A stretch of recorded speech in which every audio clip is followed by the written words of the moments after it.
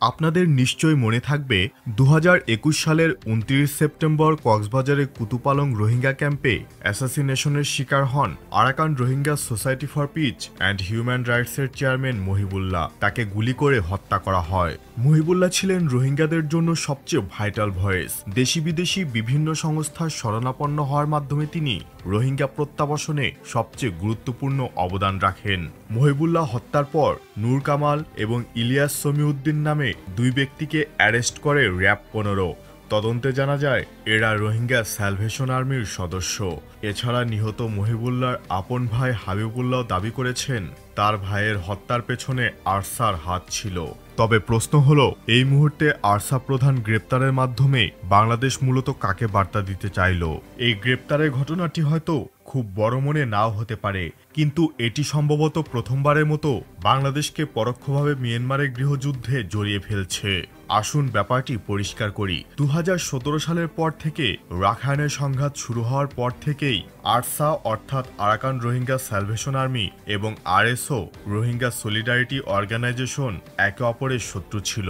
কিন্তু Myanmar junta কোনোভাবে এই দুই রোহিঙ্গা সশস্ত্র দলকে একত্রিত করে আরাকান আর্মির বিরুদ্ধে লড়াই করাতে সক্ষম হয়েছিল, যা যুদ্ধের রাখাইন অঞ্চলে একটি অত্যন্ত গুরুত্বপূর্ণ বিষয় ছিল।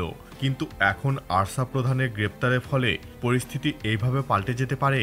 এক সঠিক নেতৃত্বের অভাবে আরসার জন্য আরাকান আর্মির বিরুদ্ধে সংগঠিত হয়ে লড়াই করা আগামী দিনে আরও কঠিন হয়ে উঠবে। ২ নম্বর হলো, জান্তা এখন রোহিঙ্গা সোলিডারিটি অর্গানাইজেশন আরএসও এর ওপর অনেক বেশি নির্ভর করতে বাধ্য হবে। এছাড়াও আরও কিছু রোহিঙ্গা গোষ্ঠী আছে, তবে তারা তেমন গুরুত্বপূর্ণ নয়। ৩ নম্বর হলো, আরাকান আর্মি একটা বড় সুবিধা পেতে পারে। এখানে বিষয়টি নির্ভর করছে বাংলাদেশের প্রধান উপদেষ্টার চীন সফরের ওপর। সম্ভাবনা রয়েছে যে বাংলাদেশ এবং চীন একসাথে রোহিঙ্গা সংকট এবং রাখাইন পরিস্থিতিতে সহযোগিতা করতে পারে। এদিকে বর্তমানে মার্কিন democratic senator Gary Charles Peters, যিনি মার্কিন সিনেটের অস্ত্র ক্রয় কমিটির চেয়ারম্যানও, তিনি বাংলাদেশে অবস্থান করছেন।